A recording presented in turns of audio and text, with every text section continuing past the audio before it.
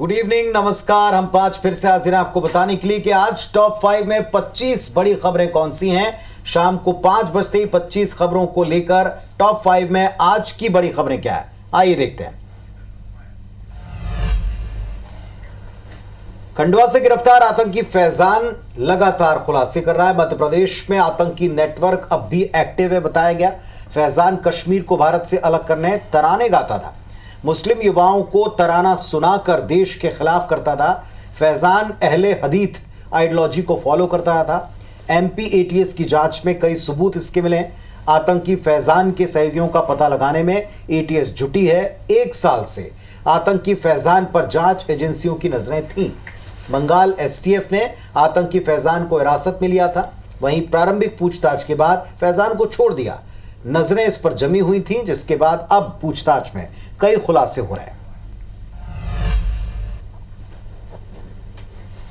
जम्मू कश्मीर के राजौरी में सेना का सर्च ऑपरेशन जारी है। सेना के कैंप पर हमले के बाद सर्च ऑपरेशन किया जा रहा है। हमले के बाद भागे आतंकियों की तलाश भी जारी है। जवानों ने पूरे इलाके की घेराबंदी की है। और इधर छत्तीसगढ़ में नक्सल उन्मूलन के लिए राज्य सरकार ने जनता से राय मांगी है। गृह मंत्री विजय शर्मा ने बयान दिया, कहा कि नक्सलियों को लेकर कई गंभीर जानकारी आ रही है। शिक्षकों के वेतन भी नक्सली लूट कर ले जा रहे हैं। ग्रामीणों के राशन, मुर्गी, बकरा नक्सली ले जा रहे हैं। सुझाव देने वालों की जानकारी गुप्त रखी जाएगी। अब आए हैं, अजीबोगरीब बातें आई हैं।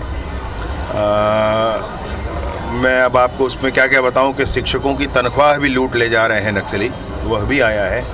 गांव वालों के घरों से मुर्गे और राशन भी ले जा रहे हैं, वह भी आया है। अजीब सी बातें, बहुत सारी चीज़ें आई हैं। असलियत खुलकर सामने आया है। बहुत सारी बातें हैं उसमें, कुछ अन्य बातें भी हैं जिस पर काम करने की आवश्यकता है। आइडेंटिफिकेशन किसी का नहीं किया जाएगा, उसमें कोई ये नहीं है। सारे जो जानकारियां हैं, मतलब पहले ही कह दिया गया था कि ये जो जानकारी है ये आप व्यक्तिगत तौर पर उपलब्ध करा रहे हैं, इसलिए इसके पीछे कोई आइडेंटिफिकेशन का काम ऐसा कुछ नहीं किया जाएगा। भारतीय सेना और रॉयल थाईलैंड सेना के बीच संयुक्त सैन्य अभ्यास मैत्री 2024 थाईलैंड के ताक प्रांत में शुरू हो गया है। यह अभ्यास संयुक्त राष्ट्र चार्टर के तहत सैन्य सहयोग को बढ़ावा देने और दोनों देशों की परिचालन क्षमताओं को बढ़ाने में एक महत्वपूर्ण मील का पत्थर साबित होगा। इस दौरान दोनों देशों के जवानों ने युद्ध कौशल के हैरतअंगेज करतब भी दिखाए। इधर मुंबई में हुए हिट एंड रन केस में पुलिस ने 2 लोगों को गिरफ्तार कर लिया है। आरोपी का पिता राजेश शाह और ड्राइवर गिरफ्तार किए गए हैं। आरोपी मिहिर शाह अभी भी फरार है। राजेश शाह शिवसेना के नेता हैं। नेता के बेटे के कार से दंपत्ति को टक्कर मारी थी। हादसे के वक्त मिहिर शाह कार में मौजूद था। रविवार को वर्ली इलाके में यह हादसा हुआ था। आरजेडी सुप्रीमो लालू यादव के बड़े बेटे और बिहार सरकार के पूर्व मंत्री तेज प्रताप यादव अक्सर सुर्खियों में बने रहते हैं कि कभी अपने बयानों को लेकर तो कभी अपनी भक्ति और पहनावे को लेकर। और इस बीच तेज प्रताप यादव ने सोशल मीडिया पर एक नया वीडियो शेयर किया, जिसमें वो अनोखे अंदाज में शिवलिंग से लिपटकर जलाभिषेक करते नजर आ रहे हैं। तेज प्रताप यादव ने सोशल मीडिया साइट एक्स पर वीडियो शेयर करते हुए लिखा कि महादेव परम सत्य के प्रतीक हैं। महादेव को गले लगाने का अर्थ है अपने आप के सबसे गहरे, सबसे गहन पहलुओं को गले लगाना। अराजकता के बीच शांति पाना, महादेव को पाना है। हर हर महादेव। असम में बाढ़ का प्रकोप दिख रहा है। 60 से ज्यादा की मौत अब तक दर्ज की गई। हालात इतने बदतर हैं कि कांजीरंगा उद्यान का 70% से ज्यादा हिस्सा जलमग्न है। जानवर जान बचाने के लिए इधर उधर भाग रहे हैं। बाढ़ से बचने के लिए सारे जानवर ऊंची जगहों की तलाश में भटक रहे हैं। एक ही जगह पर हाथी, गेंडा और दूसरे जानवर ठिकाना तलाश रहे हैं। हालात इतने डरावने हैं कि पानी में रहने वाले जीव भी पानी छोड़कर अब ऊंचे स्थानों की तरफ जा रहे हैं। बाढ़ में 7 गेंडा समेत 130 से ज्यादा जानवरों की अब तक इसमें मृत्यु हो गई।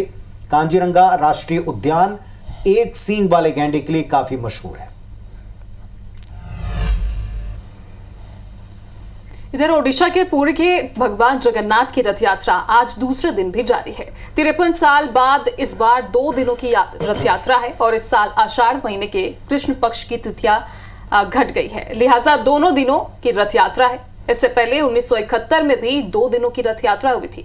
आज सुबह मंगला आरती और भोग के बाद यात्रा दोबारा शुरू हुई और कल यात्रा का पहला दिन था। शाम 5 बजे के बाद शुरू हुई रथ यात्रा सूर्यास्त के साथ ही रोक दी गई थी। पहले दिन भगवान का रथ सिर्फ 5 मीटर ही आगे बढ़ा था। आज भगवान जगन्नाथ, बलभद्र और सुभद्रा का रथ अपनी मौसी के घर गुंडिचा मंदिर पहुंचेगा और दशमी तिथि तक भगवान यही विराजमान रहेंगे। झारखंड विधानसभा के विशेष सत्र के दौरान सोमवार को Hemant Soren floor test pass कर गए। झारखंड मुक्ति मोर्चा विधायक दल के नेता हेमंत सोरेन की अगुवाई वाली राज्य सरकार ने आज झारखंड विधानसभा में विश्वास मत हासिल कर लिया है।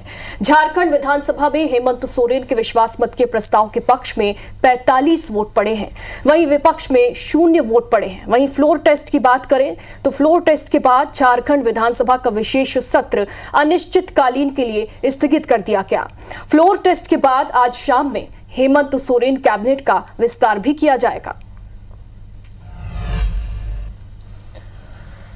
मध्य प्रदेश के मुख्यमंत्री डॉक्टर मोहन यादव ने आज अपने कैबिनेट का दूसरा विस्तार किया। श्योपुर के विजयपुर से कांग्रेस से 6वीं बार विधायक बने रामनिवास रावत को मंत्री बनाया गया। शपथ ग्रहण के दौरान जुबान फिसलने की वजह से उन्हें दोबारा शपथ दिलाई गई। पहली बार शपथ ग्रहण के दौरान रामनिवास रावत मंत्री की जगह राज्य मंत्री बोल गए थे, जिसके बाद उन्हें फिर से शपथ दिलाई गई। दूसरी बार वो कैबिनेट मंत्री बने।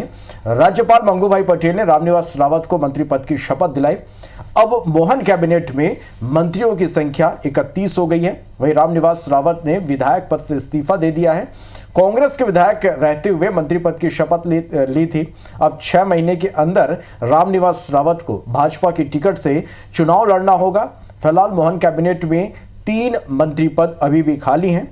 मंत्रिमंडल में अधिकतम 34 मंत्री हो सकते हैं। ऐसे भारतीय जनता पार्टी ने माननीय मुख्यमंत्री और सभी नेताओं ने विश्वास करके मुझे बनाया है।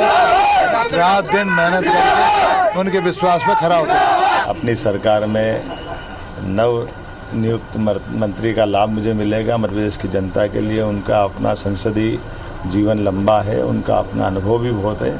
मध्य प्रदेश सरकार उनकी भावना के अनुसार लगातार अच्छे से अच्छा काम करेगी और प्रदेश की सेवा करेगी। इधर वार्डफ नगर में संचालित डिवाइन नर्सिंग कॉलेज के संचालन में लापरवाही को लेकर स्वास्थ्य मंत्री श्याम बिहारी जायसवाल का बयान सामने आया है। उन्होंने कहा कि कॉलेज की जांच के बाद कार्रवाई की जाएगी। बता दें कि IBC 24 ने वार्डफ नगर के प्रेम नगर में संचालित डिवाइन नर्सिंग कॉलेज की खबर को प्रमुखता से दिखाया था।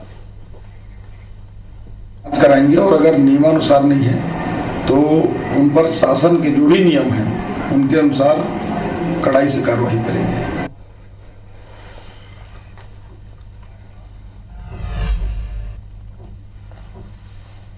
और इधर छत्तीसगढ़ में राजस्व पटवारी संघ ने 32 सूत्री मांगों पर सोमवार से अनिश्चितकालीन हड़ताल की शुरुआत कर दी। पटवारी संघ ने कलेक्ट्रेट के सामने प्रदर्शन की शुरुआत की। अनिश्चितकालीन हड़ताल पर बैठे पटवारी संघ के जिलाध्यक्ष भूपेंद्र पांडे ने बताया कि भुइयां सॉफ्टवेयर में काम करना बड़ी समस्याओं वाला काम है। ऑनलाइन सॉफ्टवेयर में दिक्कतें हैं जिनका आज तक निदान नहीं किया। पटवारी ऑनलाइन काम करने में असहज हैं, कई असुविधाएं। महासमुंद में पटवारी दफ्तर के सामने तकरीबन 250 पटवारी 32 सूत्री मांग पर हड़ताल पर बैठे। ऑनलाइन भुइयां सॉफ्टवेयर में आ रही दिक्कतों का जिक्र करते हुए इसमें सुधार की मांग की है। 2 तस्वीरें 32 सूत्री मांग पर पटवारियों का प्रदर्शन। पूरे प्रदेश में प्रदर्शन जारी है और कर्मचारी कहते हैं कि बीते 2023 में भी पिछली सरकार के वक्त उन्होंने मई 15 को ये प्रदर्शन करना शुरू किया था और तकरीबन 1 से 1.5 महीने के बाद उनको तत्कालीन सरकार से आश्वासन मिला था, जिसके बाद जन समस्याओं को देखते हुए उन्होंने अपना आंदोलन खत्म किया था। अभी भी विभागीय मंत्री के कहने के बावजूद ये हड़ताल जारी है, उनके आश्वासन के बावजूद ये हड़ताल जारी है।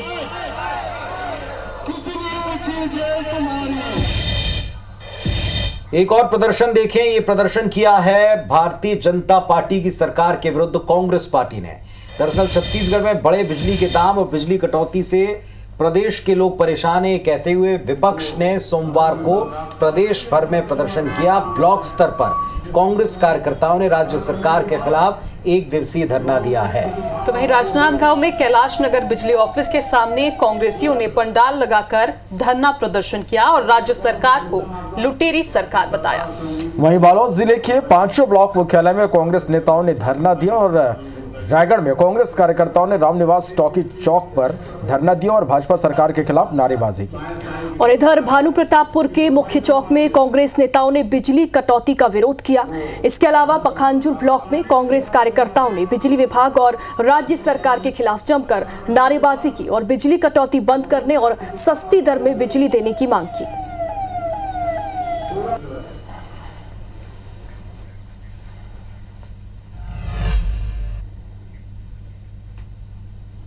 और चलिए अब आपको अगली खबर की तरफ लिए चलते हैं। दरअसल इंदौर के मलारगंज में जो खबर आई थी, इससे जुड़े कुछ बड़े अपडेट्स हमको मिल रहे हैं।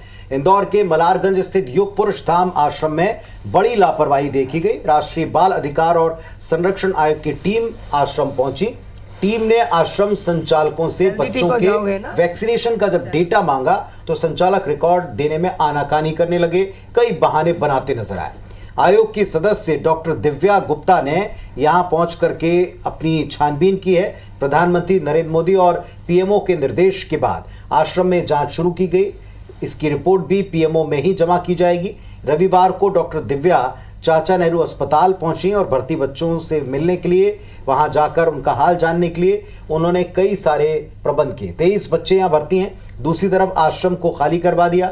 123 बच्चे परमानंद आश्रम में शिफ्ट किए गए और बाकी के आश्रमों में भी बच्चों को शिफ्ट करने की तैयारी।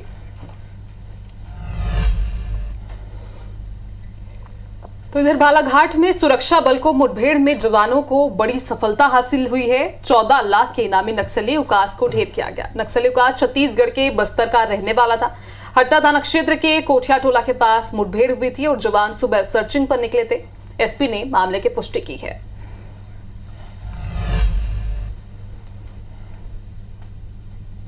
और अब खबर इंदौर से है। यहां पर पूर्व सरपंच पति की हत्या कर लाश को जंगल में फेंक दिया गया।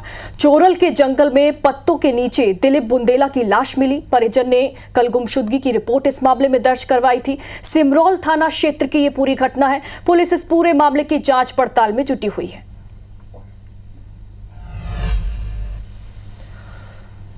राजधानी रायपुर में मिली 2 लाश के मामले में पुलिस ने खुलासा कर दिया। होटल में युवती की लाश मिली थी, वहीं रेलवे ट्रैक पर युवक का शव मिला था। युवती के शरीर में चोट के निशान मिले हैं। युवती के गर्दन और कान में चोट के निशान मिले थे। युवक और युवती के बीच मारपीट हुई थी और नुकीली चीज से गोदकर हत्या की गई थी। पोस्टमार्टम रिपोर्ट में यह खुलासा हुआ है।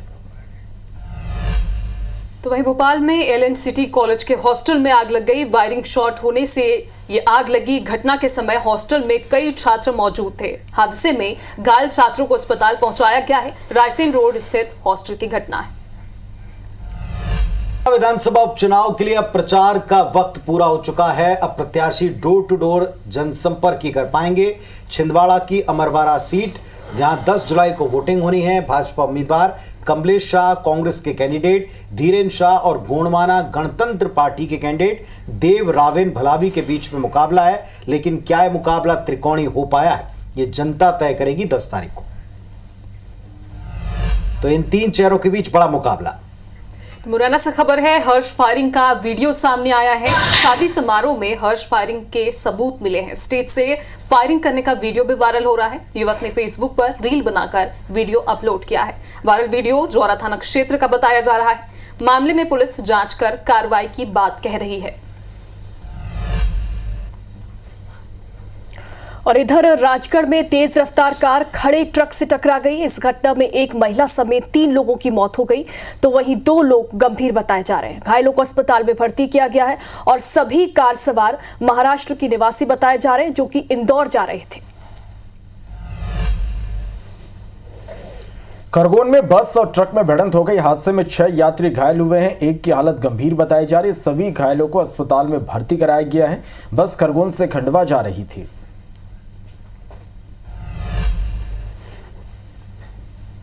एक और सड़क हादसे की खबर है बलरामपुर से, जहां NH 343 पर सेमरसोत के पास रुपयों से भरी गाड़ी पलट गई। गाड़ी में 1 करोड़ 10 लाख रुपए भरे हुए थे। इसे रामानुजगंज और रामचंद्रपुर के सहकारी बैंक ले जाया जा रहा था। गाड़ी में 2 गनमैन समेत कुल 5 लोग सवार थे। गनीमत रही कि हादसे में किसी को भी गंभीर चोट नहीं लगी है। हादसे की सूचना मिलने के बाद कोतवाली और यातायात और पस्ता पुलिस की टीम मौके पर पहुंची और कैश व्हीकल को सुरक्षा के मद्देनजर घेर लिया। मेन रोड पर हादसा होने के कारण लोगों की भारी भीड़ भी यहां जमा हो गई थी, जिसे पुलिस की टीम ने खाली कराया और लगभग 2 घंटे बाद दूसरी गाड़ी आने पर कैश को शिफ्ट किया गया। उधर भिंड में प्रशासन ने अवैध कब्जे से भूमि मुक्त कराई। भूमाफिया ने रानी तालाब पर कब्जा जमा लिया था। नगर पालिका और राजस्व विभाग की टीम ने मिलकर यह कार्रवाई की। रायपुर में बारिश के साथ खारून नदी की हालत और बदतर होते जा रहे। नदी में आने वाले प्रदूषित पानी की मात्रा अब कई गुना बढ़ गई है। सीधे नदी तक नालों का गंदा पानी पहुंच रहा। खारून से रायपुर, चरौदा, भिलाई और दुर्ग को पानी का सप्लाई होता है। नालों का पानी सीवरेज ट्रीटमेंट प्लांट तक जाने की बजाय नदी में मिल रहा। नगर निगम खारून को प्रदूषण से बचाने में असफल साबित हो रहा है। और इधर रायपुर के आमा पार में इलाके में तोड़फोड़ का मामला सामने आया है। सदर बाजार इलाके में कार में तोड़फोड़ की गई। कार ड्राइवर ने 2 गायों को टक्कर मारी थी। आक्रोशित युवकों ने कार रोककर तोड़फोड़ की। कार सवार युवकों ने भागकर कोतवाली में सरेंडर कर दिया है। तो वहीं ग्वालियर में 3 बदमाशों ने कार में तोड़फोड़ की है। विरोध करने पर बदमाशों ने मारपीट की। कार मालिक और उसकी बेटी के साथ मारपीट की गई। शोर मचाने पर बाइक सवार बदमाश फरार हो गए। कार में तोड़फोड़ करने का वीडियो भी सामने आया है। पुलिस ने अज्ञात बदमाशों पर केस दर्ज कर लिया है। गोला का मंदिर थाने के गोवर्धन कॉलोनी का मामला। मुरैना में हनुमान चौराहे पर वाहन चेकिंग के दौरान एक कार पर 16,000 रुपए की चालानी कार्रवाई की गई। कार को पंजाब से खरीदकर मॉडिफाई कराया गया था और सबसे खास बात यह कि कार के पीछे कैबिनेट मंत्री लिखा हुआ था। जब पुलिस ने कार के दस्तावेज मांगे तो चालक ने पुलिस के साथ अभद्रता की। इस कार को पकड़ने के बाद एक और कहानी सामने आई। यातायात पुलिस थाने में पदस्थ महिला आरक्षक हनुमान चौराहे पर ड्यूटी पर थी। तभी कार चालक लापरवाही से वाहन चला रहा था और इस दौरान कई वाहन कार से टकराते हुए बचे। महिला आरक्षक ने भी जैसे तैसे किसी तरह साइड होकर अपनी जान बचाई और इसके बाद चालक ने महिला आरक्षक से भी अभद्रता की। अब जरा मौसम का हाल भी जान लीजिए। छत्तीसगढ़ में मानसून की रफ्तार जरा सुस्त पड़ गई है। बस्तर संभाग में ही बारिश के आसार दिख रहे हैं। मौसम विभाग कहता है राजधानी रायपुर में बादल छाए रहेंगे। गरज चमक के साथ हल्की फुल्की बारिश हो सकती है। प्रदेश में 18 जिलों में अब तक औसत से कम बारिश हुई है। 6 जिलों में औसत से अधिक बारिश हुई है। 8 जिलों में सामान्य वर्षा दर्ज की गई। सरगुजा में औसत से काफी कम बारिश हुई। तो वहीं बिहार में मौसम का कहर देखने को मिल रहा है। यहां मानसून गर्मी से राहत देने के बाद आफत में तब्दील हो गई है। मानसूनी बारिश के दौरान आकाशीय बिजली लोगों पर मौत बनकर गिर रही है। बीते महज 24 घंटे में 1-2 नहीं बल्कि बिहार के 12 लोगों की दर्दनाक मौत हो गई है। इस पर मुख्यमंत्री नीतीश कुमार ने दुख व्यक्त किया है। मृतक के परिवारों को 4-4 लाख की सहायता राशि की भी घोषणा की गई है। मध्य प्रदेश में विधानसभा और लोकसभा चुनाव होने के बाद अब बिजली कंपनियां बिजली चोरों पर सख्ती के मूड में हैं। कंपनी अब अपने साथ त्वरित सख्त कार्रवाई के लिए आईपीएस अफसरों को अपने स्तर पर नियुक्त कर सकती है। इन अफसरों की जिम्मेदारी कंपनी, आम जनता और पुलिस के बीच सामंजस्य बनाने की होगी, जिससे विवाद और बिजली चोरी के मामले में सख्त कार्रवाई सुनिश्चित की जा सके। ये प्रस्ताव अभी ऊर्जा मंत्री प्रद्युम्न सिंह तोमर के पास भेजा गया है और बिजली कंपनी इसे अपना पायलट प्रोजेक्ट मान रही है।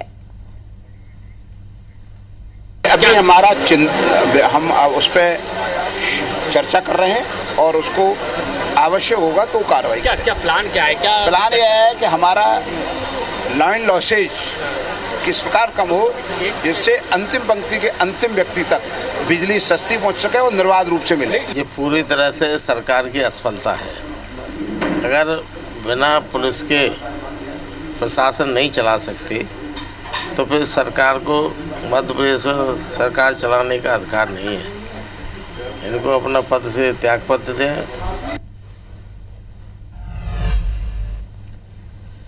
तो टॉप 5 में अभी के लिए बस इतना ही। हम पांचों को इजाजत दीजिए, लेकिन याद रखिए बड़े विषयों पर डिबेट और हर खबर का पूरा अपडेट आपको मिलेगा सिर्फ और सिर्फ IBC 24 पर। फिलहाल हमें इजाजत दीजिए। नमस्कार।